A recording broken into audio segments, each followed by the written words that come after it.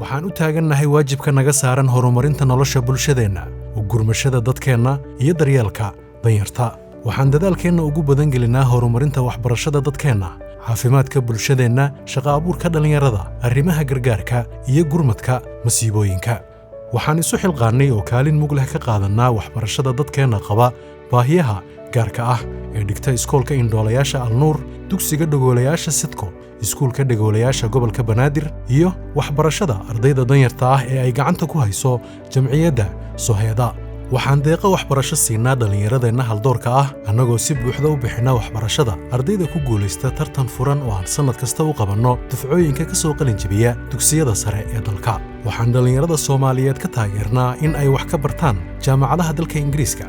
waxaan dowladda Ingiriiska iska kaashanaa maalgelinta kootada Soomaaliya ee deeqda Chevening oo ay sannad kasta dhallinyaro Soomaaliyeed ka helaan waxbarasho lacag la'aan ah. waxaan sannad walba taabagelinaa tartanka macallimiinta Qur'aanka Kariimka ee mu'asasadda Maahir, annagoo abaalmarino siina guulaystayaasha tartankaasi oo ay ka qayb galaan macallimiin ka kala yimaada gobollada dalka si aan u dhiirigelinno xifdinta Qur'aanka Kariimka ah una karaamayno macallimiinteenna. waxaan mudnaan gaar ah siinaa horumarinta caafimaadka bulshadeenna, annaga oo mas'uuliyad gaar ah iska saarnaa isbitaalka Banaadir oo daryeel iyo daaweyn bilaash ah ay ka helaan hooyada iyo dhallaanka Soomaaliyeed. waxaan hiil iyo hooba la garab taagannahay isbitaalkan oo aan ugu deeqnay warshad soo saarta oksijiinta, qalabka lagu koriyo ubadka aan dhammayska ahayn iyo matoor dabdhaliyo ah.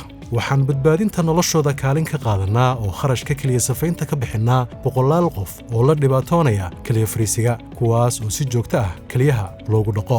waxaan taageernaa bukaanno dalka wax looga qaban waayey xaaladooda caafimaad, annaga oo ka caawinna in ay helaan caafimaad dalka dibaddiisa ah. waxaan taageernaa oo aan mushaharaadkana ka bixinnaa xarumaha lagu daryeelo hooyada iyo dhallaanka Soomaaliyeed. waxaan nagu weyn mustaqbalka dhallinyaradeenna oo aan u diyaarinno xirfado iyo agab ay ku galaan suuqa shaqada. waxaan hirgelinnay mashruuca shaqo abuurka dhallinyarada Soomaaliyeed oo aan u qorshaynay in ay ka faa'iidaystaan 1,000 qof.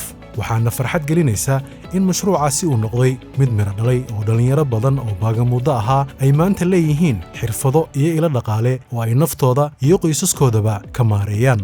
mar kasta waxaan garab taagannahay dadkeenna haddii ay soo wajahaan xaalado adag sida abaaro iyo fatahaado. waxaannu nahay shirkadda ugu horraysa ee u gurmata dadkeeda. waxaan u taagannahay badbaadinta hantida dadkeenna. haddii ay masiibo dhacdo oo dabkaco, waxay madaalayaasha waaxda dabdamisku heegan ugu jiraan badbaadinta hantida dadkeenna. waxaan deeqa dhaqaale gaarsiinaa dadka ku hanti beela masiibooyinka dalka ka dhaca si ay u soo kabtaan. sannad kasta waxaan bisha Ramadaanka afurwadareed u samaynaa qoysas danyar ah, dadka dhimirka ka xanuunsan ee ku xaraysan xarunta caafimaadka dhimirka ee Lansareti iyo Dr. Xabeeb, carruurta ku jirta xarumaha daryeelka danyarta iyo agoonta ee Alraxma iyo Maamo Ugaaso, golaha naafada qaranka, qaxootiga Yemeniyiinta iyo maxaabiista ku xiran xabsiga dhexe. waxaanu nahay Hormuud Salaam Foundation. waxaan u taagannahay horumarinta nolosha bulshadeenna, daryeelka danyarta Soomaaliyeed iyo in aan dadkeenna u gurmanno xilli